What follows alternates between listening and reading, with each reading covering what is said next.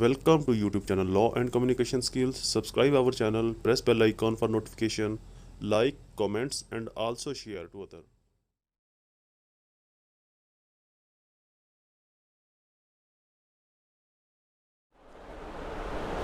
Assalamu alaikum friend and viewers, I hope all are fine. This is Mubashir Iqbal Chauhan, Advocate High Court and Legal Lecturer.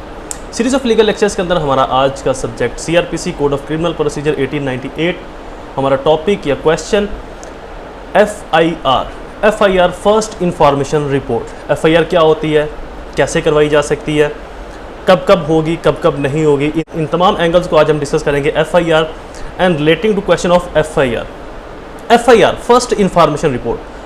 First information report से मतलब इसका meaning, इसकी जो definition है, basically FIR as such CRPC में कहीं पर mention नहीं है और स्पेशली 154 जो इसका कंसर्न सेक्शन है वहाँ पर FIR का कोई नाम, कोई इससे मिलता जुलता कोई वर्ड वहाँ पर मेंशन नहीं है। जस्ट ये एक प्रोनाउंसिएशन है for understanding in police rule या पुलिस ऑर्डिनेंस।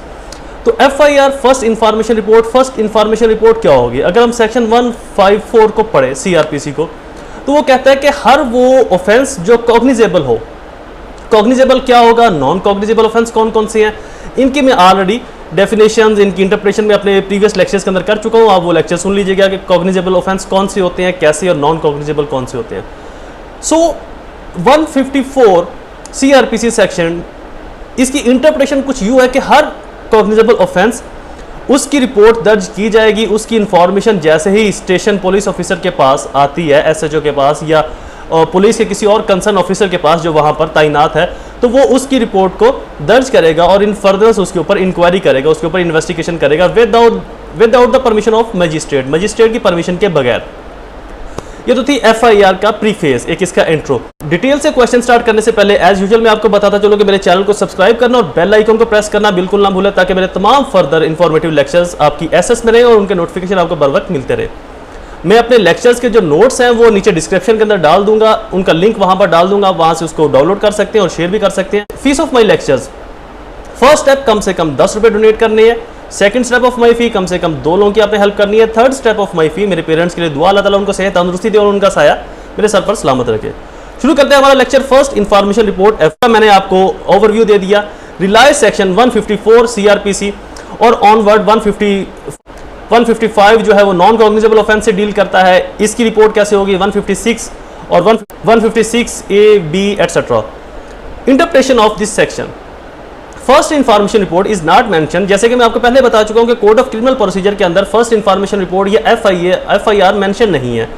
ये एक अंडरस्टैंडिंग के लिए एक वर्ड जनरेट किया गया जिससे आम पब्लिक की, आम लोगों को उनको समझने में आसानी हो कि फर्स्ट इंफॉर्मेशन रिपोर्ट यानी कि किसी भी कॉग्निजेबल ऑफेंस, ऐसा जुर्म जो काबिल दस्त अंदाजी हो, जहां पर जैसे कि मैंने अपनी पहले भी बताया कि मैं काबिल दस्त अंदाजी या कॉग्निजेबल की जो डेफिनेशन है वो अपने अल्फाज में कुछ यूँ करता हूँ कि जहाँ पर हाथों का इस्तेमाल किया गया हो, मारपीट की गई हो, धुलाई की गई हो, चोरी, डकैती, राहज़नी, कुछ भी ऐसा काम सरजद, ऐसा जुर्म सरजद किया गया हो, तो वो मेरी डेफिनेशन के नज़दीक कॉग्निजेबल ऑफेंस कहलाते हैं। तो हर वो ऑफेंस जो कॉग्निजेबल हो उसकी रिपोर्ट 154 के तहत पुलिस को दी जाएगी, दर्ज करवाई जाएगी, जो कि फर्स्ट इंफॉर्मेशन रिपोर्ट या FIR कहलाती है। FIR जिक्र इसका कुछ यूँ करूँगा कि FIR कैसे होती है, क्यों नहीं होती, क्यों होती है, कब होती है और कब नहीं होती। स्कोप ऑफ FIR का स्कोप क्या है?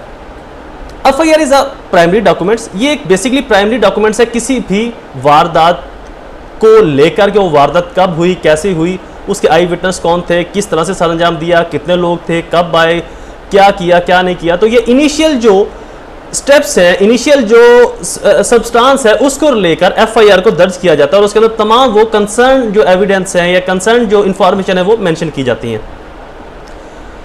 ऑब्जेक्ट ऑफ FIR का ऑब्जेक्ट क्या है? FIR is a criminal case was an extremely vital and valuable piece of evidence for the purpose of corroborating and oral of ocular evidence accused at the trial. ये trial के अंदर एक corroborative piece of evidence के through भी, एक substantive piece of evidence के through भी इसको पेश किया जा सकता है, बट आफ्टर corroboration। तो बेसिकली FIR काफी हद तक वैल्यूएबल है ट्रायल की हद तक, ट्रायल के अंदर उसको प्रूव करने के लिए। अगर FIR के अंदर कोई ऐसी बात मदई काउंसिल करती है, विक्टिम पार्टी करती है और बाद में रिवर्ट करके ट्रायल में कोई और बात करती है, तो इसका ये हरगिज मतलब नहीं कि FIR की वजह से ट्रायल खराब हो जाएगा या ट्रायल की वजह से FIR जो है वो उसके ऊपर कोई इफेक्ट पड़ेगा। जो भी अगर वो कोई सब्सटेंटिव बात, कोई ऐसी सेकंड इंफॉर्मेशन लेकर आते हैं, तो बेसिकली जो भी वो इंफॉर्मेशन लेकर आ रहे हैं उसके लिए जरूरी है बुनियादी तौर के ऊपर एविडेंस और विटनेस, क्योंकि विक्टिम काउंसिल या कोई भी पार्टी अपनी बात को प्रूव करवाने के लिए उसके पास जो हथियार है वो एविडेंस है। एविडेंस के थ्रू ही वो अपनी बात को प्रूव और डिसप्रूव करेंगे। हु में लॉन्च एफआईआर, एफआईआर कौन करवा सकता है?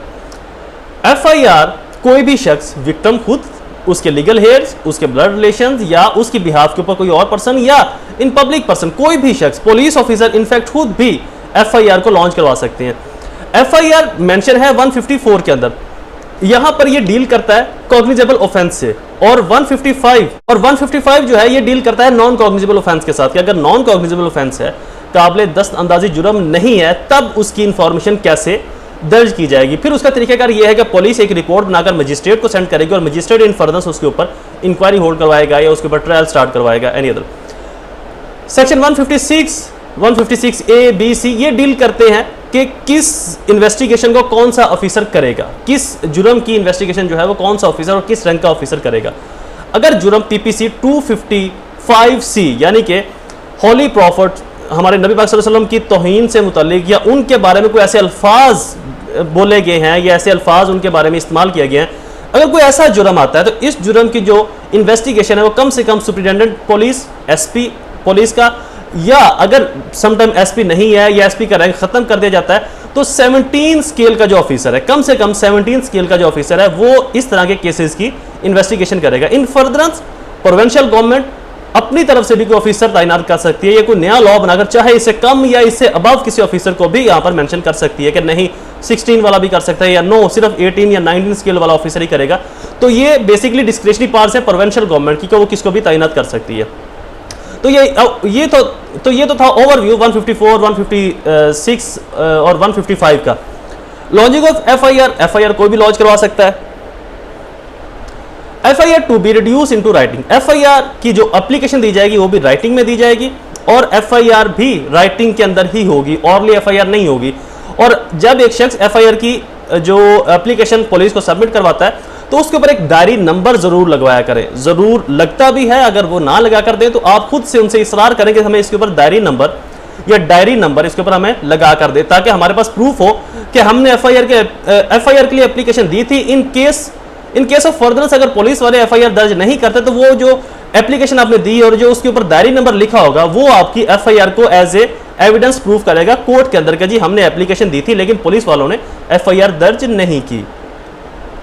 Substantive of FIR shall be entered into book, जो इसका सब्सटेंस है, जो एक्चुअल मवाद है, substance of FIR inter into the book, जो एक्चुअल मवाद है सिर्फ वही, ये नहीं कि जो बेसिकली एफआईआर के अंदर आपने लिखवाना ये होता है, एफआईआर के अंदर मवाद ये हो कि आपके साथ जो जुर्म हुआ है वो किस टाइम सरजद हुआ, कहां पर सरजद हुआ, कितने लोगों ने आपके साथ किया और आपको क्या क्या नुकसान पहुंचा। तो आपने अपनी एक पूरी स्टोरी नहीं बना लेनी कि मैं सुबह 9 बजे घर से निकला, फिर मैं गाड़ी में बैठा, फिर मैं फलां जगह पर गया, फिर अपने ऑफिस गया, वहां से फिर वापस फलां रोड से आ रहा था, फलां जगह पर मैंने कोल्ड ड्रिंक ली, फलां जगह पर मैंने चाय पी, फलां जगह पर मैंने गपशप लगाई दोस्त के साथ, फलां जगह के ऊपर जाकर मेरे साथ ये हुआ। जस्ट आपने जो आपके साथ हुआ है, जिस टाइम और जिस दिन हुआ है, आपने उसी सब्सटेंस को, मवाद को मेंशन करवाना है अपनी एफआईआर के अंदर। Importance of prompt FIR, importance of prompt FIR, prompt FIR की इंपॉर्टेंस क्या होगी? बर वक्त अगर आप एफआईआर अपनी करवाते हैं तो उसका आपको जो इनिशियल बेनिफिट मिलता है कि 30 to 40% आपका केस वहीं पर मजबूत हो जाता है। एफआईआर कब करवानी चाहिए, कैसे करवानी चाहिए, किस टाइम करवानी चाहिए, हमेशा मेरी एक बात याद रखिएगा।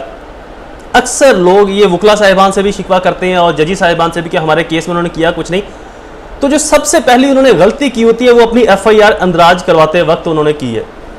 अब जुर्म आज हुआ, 2 बजे एफआईआर करवा रहे हैं कल को, परसों को या किसी और दिन को। अब यहां पर बेसिकली कई वजूहात हैं, एक पुलिस एफआईआर नहीं करती, दूसरा आप खुद से एफआईआर को डिले करवा देते हो, तीसरा आपके दरमियान में कोई उस इलाके के लोग पड़ जाते हैं कि अभी एफआईआर ना करवाना, हम सुलह करवा लेते हैं, ये हो जाएगा वो हो जाएगा, इस तरह से हम, तो जो भी रीजंस हैं, जितनी एफआईआर डिले होती जाएगी उतना आपका केस ट्रायल के अंदर कमजोर होता जाएगा। मैं आपको अपने केस का हवाला दूंगा, एक मर्डर ट्रायल था हमारा जिसके अंदर हम हारे, और मैं इवन डेट वो हमारी हार थी, इसके बावजूद मैं उसको फख्र से बताता हूँ सामने वाले वकील साहब की जो उसके अंदर मेहनत, स्ट्रगल थी, आई अप्रिशिएट। मेरा जो एज ए बीइंग एडवोकेट, वो भी वकील साहब थे, मैं भी वकील हूं, अगर जो उनकी स्ट्रगल और मेहनत है उस केस से मुतालिक, मैं उसे इतना इंस्पायर्ड हुआ, मैं इतना मुतासिर हुआ कि मैं बेहिसाब फॉरम्स के ऊपर उनका जिक्र कर चुका हूं, उनके बारे में बता चुका हूं, उसको मैं आगे जिक्र करता हूं। तो एफआईआर को मैक्सिमम टाइम पर, मिनिमम से मिनिमम टाइम के ऊपर आपने अंदराज करवाना है। अब मसला यह है कि अगर पुलिस वाले एफआईआर नहीं करते, वो क्योंकि most of the time SHO FIR क्यों नहीं करता, उसकी भी कुछ रीजंस है। एक, एसएचओ का रिकॉर्ड अच्छा जाए ऊपर कि जी इस इलाके में तो जुर्म ही कोई नहीं हो रहा, तो जुर्म की जो आइडेंटिफिकेशन है वो तो एफआईआर से होगी ना, जब एफआईआर ही नहीं होगी तो जुर्म की निशानदेही कोई नहीं है। दूसरी, जो एसएचओ है वो दूसरी पार्टी से मिल जाता है, पैसे ले लेता है। थर्डली जो बड़ी वजह है वो ये है कि एसएचओ खुद से करना ही नहीं चाहता कि करेंगे हमें मुसीबत पड़ेगी, इन्वेस्टिगेशन है, ये वो फलां इस तरह के चक्कर, तो बेहतर इनको बोल देगा जी हमारी जुरिस्डिक्शन में नहीं आता, या ये हमारे इलाका दायरे इख्तियार में नहीं आता, या ये हमारी इलाके हदूद में नहीं है, आप उस थाने में जाएं, उस थाने में जाएं। तो इस वजह से एसएचओज वगैरह पुलिस वाले एफआईआर नहीं करते। सेकेंडली, आप खुद उसको लेट करवा देते हो, अच्छा भी करते हैं। तो जैसे ही जुर्म सरजद हो, इमीडिएटली, ये जो कुछ आपको ट्रिक्स में बता रहा हूं, 15 के ऊपर कॉल करें और उस कॉल को रिकॉर्डिंग के ऊपर लगा लें।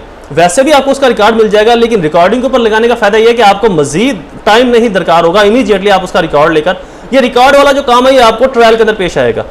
अपनी उस कॉल को रिकॉर्डिंग के ऊपर लगा लें और 15 को इमीडिएटली इतला करें कि जी मेरे साथ या मेरे इस शख्स के साथ या फलां शख्स के साथ ये जुर्म सरजद हो गया, तो पुलिस को यहां पर भिजवाया जाए और इसकी एफआईआर लॉन्च की जाए।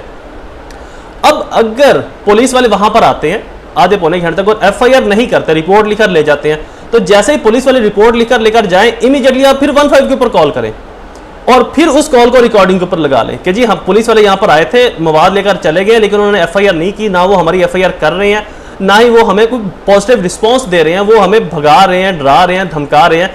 तो उस कॉल को भी आप अपनी रिकॉर्डिंग पर लगाएं ताकि कल को जब आप ट्रायल के अंदर पेश करेंगे तो ये आपके लिए मुफीद और फायदेमंद साबित होगी।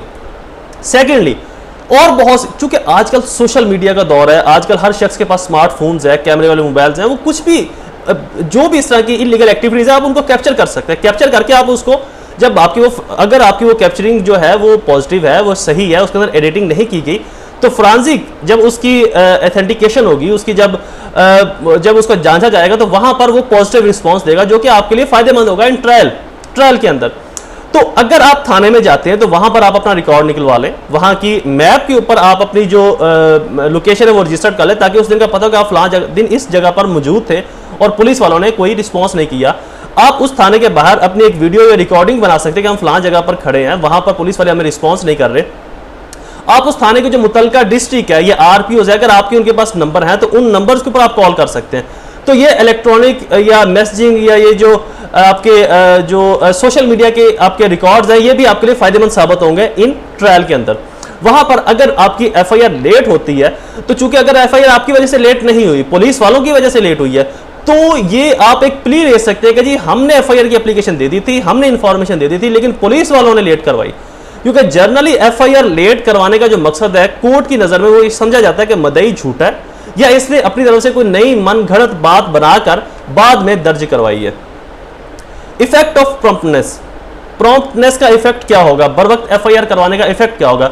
FIR is a substantive piece of evidence, it submit launch as soon as possible, जितनी जल्दी मुमकिन हो सके इसको लॉन्च करवाया जाए ताकि ये आपके लिए फायदेमंद साबित हो, ना कि ये उल्टा आपके लिए बायसे नुकसान बन जाए, ये उल्टा आपको झूठा कर देगा नहीं जी इन्होंने ये बातें अपनी तरफ से मन घड़त की हैं।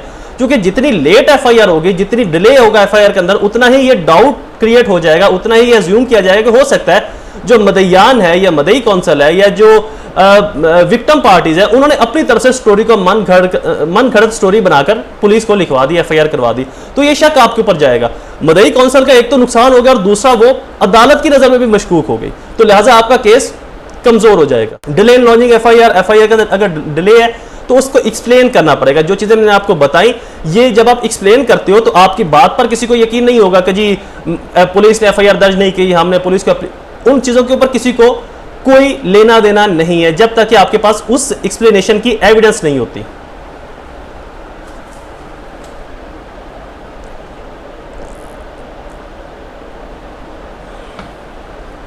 तो एविडेंस क्या होगी, जो जैसे कि मैंने आपको अभी बताया कि आपकी इलेक्ट्रॉनिक सोशल मीडियाज की एविडेंस जो है, आपकी कॉल रिकॉर्डिंग्स, आपकी मैसेजिंग, ये आपकी एज ए एविडेंस प्रूफ होंगे। आपने एप्लीकेशन दी है तो उसके ऊपर डायरी नंबर जरूर लिखवाएं और उनसे इसरार करें।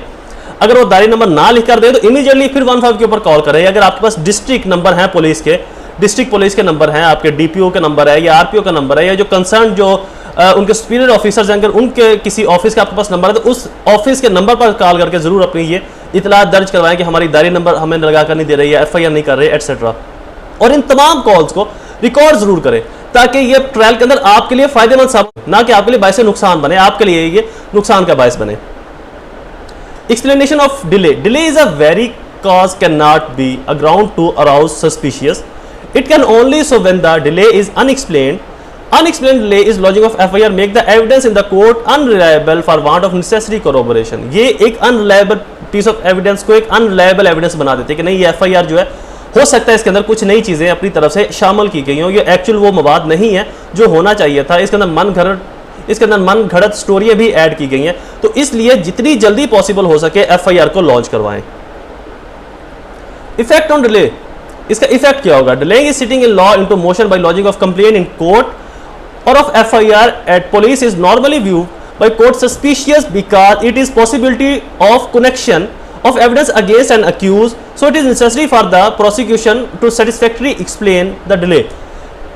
डिले एफआईआर का इफेक्ट ये होगा कि इसका जो फायदा है ये अक्यूज को जाएगा कि हो सकता है अक्यूज को मन घड़त जो उसने नहीं किया वो भी एफआईआर के अंदर डाल दिया, तो इसके ऊपर बहुत ज्यादा स्ट्रॉन्ग एक्सप्लेनेशन देना पड़ेगी प्रोसिक्यूशन को, मदई पार्टी को, मदई की तरफ से, विक्टिम पार्टीज की तरफ से। इसके अंदर मैंने केस लॉ का भी जिक्र किया 2018 YLR पेज नंबर 1891। इस केस के अंदर भी delaying lodging FIR quit often would result in establish that same was a capture of after thought, यानी कि जो हुआ था उसके अंदर आफ्टर थॉट जो है इसके अंदर कैप्चर की गई है, कुछ और थॉट्स इसके अंदर ऐड किए गए हैं। इनऑर्डिनेट डिले, बेहद डिले, बहुत ज्यादा तवक्को, बहुत ज्यादा इंतजार, बहुत ज्यादा देर के बाद एफआईआर करवाना। Delay in lodging FIR quite often would result in establishing the same was a capturing of after thought. तो इसका मतलब ये लिया जाएगा कि इसके अंदर उन्होंने बाद में कुछ चीजें शामिल की हैं अपनी तरफ से, मदई पार्टी या विक्टिम पार्टीज ने, तो ये डाउटफुल बन जाएगा। और एक बात हमेशा याद रखिएगा कि बेनिफिट ऑफ डाउट हमेशा अक्यूज को दिया जाता है, जहां पर भी शक आ जाए तो उस शक का फायदा मुलजम को देकर उसको बरी कर दिया जाता है। तो अगर आप विक्टिम पार्टी हैं तो आपने ये चीजें, ये आपके इनिशियल कुछ पॉइंट्स हैं जो आपके केस को 100% स्ट्रॉन्ग भी बना सकते हैं और 0% वीक भी कर सकते हैं, तो इन पॉइंट्स का जरूर ख्याल रखें। मैं अपने केस का हवाला यहां पर देता चलूं कि हमारा केस था मर्डर ट्रायल, उसके अंदर सिंगल अक्यूज था, सिंगल विक्टिम था और सिंगल ही उसके अंदर इंजरी थी। 110% हमें यह तय था कि हम इस अक्यूज को कम से कम सजाए मौत तो जरूर दिलवा देंगे क्योंकि केस इतना मजबूत था। बट प्रॉब्लम वहां पर वही एक आ गई। प्रॉब्लम यह थी कि जिस दिन वकुआ हुआ उस वकुए के बाद, उस अकरंस के बाद, उस वारदात के 2 दिन के बाद एफआईआर लॉन्च करवाई गई। हमने पूरी तरह से केस को साबित कर दिया, बट इन प्रॉब्लम ये आ रही थी कि ये वो जो 2 दिन की डिले है उसको हम प्रूफ नहीं कर पा रहे थे, क्योंकि जाहिर बात है उसको प्रूफ तो एविडेंस के थ्रू करना था ना। अब एविडेंस उन विक्टिम पार्टीज ने, जो वो मदइयान, उनको ऐसी उनके पास एविडेंस थी नहीं, और 100% उनके अंदर इशू पुलिस का ही था कि पुलिस एफआईआर नहीं कर रही थी, पुलिस की वजह से डिले हुआ। उस डिले की वजह से एक नॉमिनेट मुलजम जो है वो बर्री हो गया, उसको सजाए मौत तो दूर की बात है, हम सेशन कोर्ट की हद तक उसको चंद साल की भी सजा नहीं करवा सके और सेशन कोर्ट ने उसको बाइज्जत बरी कर दिया। एनी हाउ मजीद हम फिर हाई कोर्ट के अंदर गए और हाई कोर्ट के अंदर भी हम अपनी सेटिस्फैक्ट्री पनिशमेंट उसको नहीं ग्रांट करवा सके। हाई कोर्ट ने भी उसको 7 साल की सजा दी, इन जो पुअर एविडेंस है उनको मद्देनजर रखते हुए। तो बेसिकली इस केस के अंदर जो सबसे बड़ा नुकसान हमारी कौंसिल को पहुंचा, हमारी जो पार्टी को पहुंचा, वो था 2 दिन का डिले। वो जो डिले जिसको हम एक्सप्लेन ही नहीं कर पा रहे थे, जिसके ऊपर कोई एविडेंस ही नहीं थी। तो इसलिए मैं इसके ऊपर जोर दे रहा हूं कि आप अपनी एफआईआर के अंदर डिले मत करवाएं, एज सुन एज पॉसिबल, जितनी जल्दी मुमकिन हो सके अपनी एफआईआर को लॉन्च करवाएं। अगर लॉन्च नहीं हो रही तो हमारी सोसाइटी का एक बहुत बड़ा मसला यह भी है कि यहां पर लोग इल्जाम तो लगाते हैं लेकिन हरकत नहीं करते। लोगों को लगता है कि सब कुछ हमारे सामने जो है वो बनकर पेश होकर हमारे सामने आ जाए और हम उसको एंजॉय करें। वकीलों को इल्जाम दे लिया कि जी वकील गलत है, जजों को इल्जाम दे दिया कि जी जज इंसाफ नहीं करते, पुलिस वाले भी कुछ तो ब्लैक शिप्स हैं ही, लेकिन बहुत सारे लोग अच्छे भी हैं पुलिस के अंदर। पुलिस को इल्जाम दे दिया कि उन्होंने इन्वेस्टिगेशन बेहतर नहीं की। सबसे ज्यादा जो बड़ी गलती है वो खुद उसकी अपनी होती है, खुद इंसान की अपनी गलती है जब वो हरकत ही नहीं करता। मुझे एक बात बताएं, मेरे पास अक्सर कोई इस तरह का केस आ जाए तो विद इन 24 आवर्स उसकी एफआईआर लॉन्च हो जाती है उस केस की। होता क्या है, आप लोग किसी वकील से कंसर्न नहीं करते, राब्ता नहीं करते, पुलिस वालों के चक्कर काटते रहते हैं। वो आपको कहेंगे जी 5,000 दे दें, आप कहते हैं जी 3 ले लें, 4 ले लें, 3-4 देकर वो आप अपनी एफआईआर करवाते हो, एफआईआर भी उनकी मर्जी से होती है, एफआईआर भी 2 दिन बाद होती है।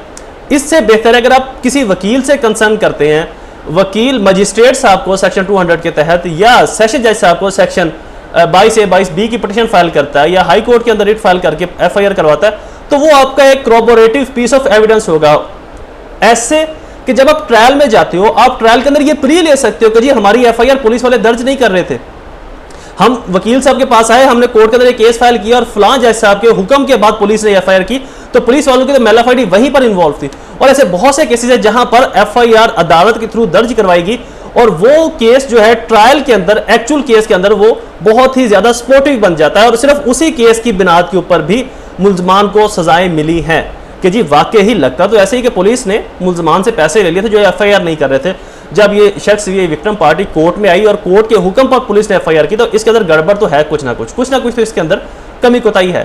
तो लोग वुकला से कंसर्न नहीं करते, अपने राइट्स के लोगों के पास अवेयरनेस नहीं है, पैसे देकर पुलिस के पास रिश्वत देकर एफआईआर करवा लेंगे 2 दिन के बाद, जो कि बाद में ट्रायल में उनके लिए बायस नुकसान बनती हैं। और फिर उनका इल्जाम आता है या तो वुकला के ऊपर या जजी साहबान के ऊपर कि जी जज वेख गया या जज ने सही काम नहीं किया या वकील ने पल्ले कुछ नहीं सी। तो बेसिकली ना जज बिका था ना वकील के पल्ले कुछ था, बेसिकली आप खाली थे, आपको अवेयरनेस नहीं थी। स्टार्ट के अंदर आपने पैसे देकर काम करवाया या आपने एफआईआर को वैसे ही डिले करवा लिया और बाद में वो ट्रायल के अंदर आपकी तबाही का बायस बन जाता है। आप विक्टिम होते हुए भी, मजलूम होते हुए भी जालिम बन जाते हो, मजलूम होते हुए भी आप इंसाफ नहीं ले पाते। तो इंसाफ बहुत सी ऐसी रीजन है जहां पर जनरल पब्लिक की अपनी कमियों, गलती, कोताहियों की वजह से ट्रायल के अंदर बड़े से बड़ा वकील भी हार जाता है। सिर्फ क्या कि उसकी इनिशिएट जो थी, उसका जो इनिशियल पॉइंट था, वहां पर उन्होंने उस तरीके से डिफेंड नहीं किया, उस तरीके से उन्होंने प्रोसीड नहीं किया जैसे उनको प्रोसीड करना चाहिए था। तो जब भी आपके साथ कोई इस तरह का हादसा हो तो मेरी आपसे यही रिक्वेस्ट है कि आप किसी वकील से कंसर्न जरूर कर लें कि अब इसका नेक्स्ट किया जाए, अब इसको नेक्स्ट क्या किया जाए। और मेरी वुकला साहबान से भी ये गुजारिश, आप भी मैक्सिमम कोऑपरेट किया करें पब्लिक के साथ। फीस समथिंग डिफरेंट, अगर किसी का आपको फोन आ जाए, कॉल आ जाए, तो उसके साथ कोऑपरेशन जरूर किया करें। हम लोग जिस मनसब के ऊपर बैठे हैं ये अल्लाह ताला की तरफ से दिया गया एक हमें खास मनसब है। जो नाम वो अपने लिए यूज करता था अल वकील का, वो वकील हमारे लिए यूज होता है। तो हमारे अंदर भी अल्लाह ताला की सिफात हैं, तो हम भी अपने आप को वही मुकाम समझें, लोगों के साथ उसी तरह से बर्ताव करें, जितना पॉसिबल हो सके लोगों की हेल्प कर दें, कम से कम उनको एक बेहतर और रीजनेबल एडवाइस जरूर दे दिया करें। जनरल पब्लिक से भी कि आप वुकला से जरूर कंसर्न कर लिया करें इस मामले के अंदर, चूंकि जो जिस फील्ड के अंदर ग्रिप रखता है उसके पास नॉलेज उस फील्ड से रिलेटेड ज्यादा होता है बनिस्बत आप लोगों के। तो वो एक पंजाबी का मुहावरा है कि अनपढ़ वकील अनपढ़ को वकील नहीं होता, ये सिर्फ मुहावरे ही बने हुए हैं। तो इस लिहाज से वुकला से आप कंसर्न जरूर किया करें और वुकला से भी मेरी गुजारिश है कि आप भी जितना पॉसिबल हो सके लोगों को एडवाइस जरूर दें, ताकि लोगों को पब्लिक अवेयरनेस आए, लोगों को अवेयरनेस लोगों के पास आए, लोगों को अपने राइट्स का पता चले और मजलूम को उसका हक मिल जाए, ना कि मजलूम बजाय उसको अपना हक लेने के वो और जलील हो जाए। नेक्स्ट ये जी टेलीफोनिक मैसेज। टेलीफोनिक, जैसे कि मैंने आपको बताया कि आप टेलीफोनिक मैसेज के थ्रू भी एक कम्युनिकेशन वे को कैप्चर कर सकते हैं और उसको एज ए एविडेंस आप कोर्ट के अंदर सबमिट करवा सकते हैं। Statement of information after investigation. Statement of इंफॉर्मेंट after investigation. After investigation के बाद स्टेटमेंट क्या होगी? पुलिस का काम क्या है? एविडेंस को कलेक्ट करना, एक्चुअल फैक्ट को फाइंड करना और फाइंडिंग द ट्रूथ, सच को ढूंढना। ये असल में प्रॉब्लम यह है कि हमारी जो पुलिस अफसरान है वो भी समझते हैं कि शायद हमारे पास केस आ गया तो सजा और जजा का तयन हमने करना है।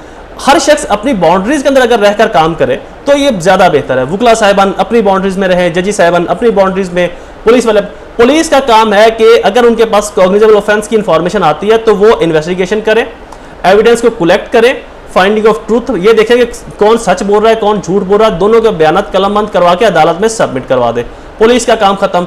वहां पर वुकला का काम शुरू हो जाएगा कि वो बेहतर एविडेंस की स्क्रूटनी करें, उनकी एग्जामिनेशन करें, बताएं कि ये एविडेंस जो है नाकस है, ये बेहतर है। उन एविडेंस की बेस के ऊपर वहां से जज का काम शुरू होगा, वो एक बेहतर फैसला देगा, जजमेंट देगा, सजा और जजा का तयन करेगा। अब मसला यह है कि हर शख्स अपने आप को जज समझ लेता है। पुलिस वालों के साथ अगर बैठ जाए, अगर पुलिस से डिस्कशन वो कहते हैं कि जी हम मुलजम को अपनी जान पर खेल के पकड़ते हैं, अदालत छोड़ देती है। भाई आप लोगों का काम नहीं है इस काम के अंदर मुदाखलत करना, अदालत छोड़ती है या नहीं छोड़ती, आपका काम है मुलजम को पकड़ना, एविडेंस को कलेक्ट करना और कोर्ट में सबमिट करवा देना। इसके बाद आपका काम खत्म, वहां से आगे कोर्ट का काम शुरू होगा। तो पुलिस वाले जब अपने इख्तियार से तजावुज करते हैं और इस दौरान किसी भी शख्स को मारने की भी लॉ परमिशन नहीं देता, कानून के अंदर किसी को मारकर, हमारी 99% जो पुलिस माशाल्लाह से इन्वेस्टिगेशन करती है वो वैसे ही बंदों को आधा पागल कर देती है।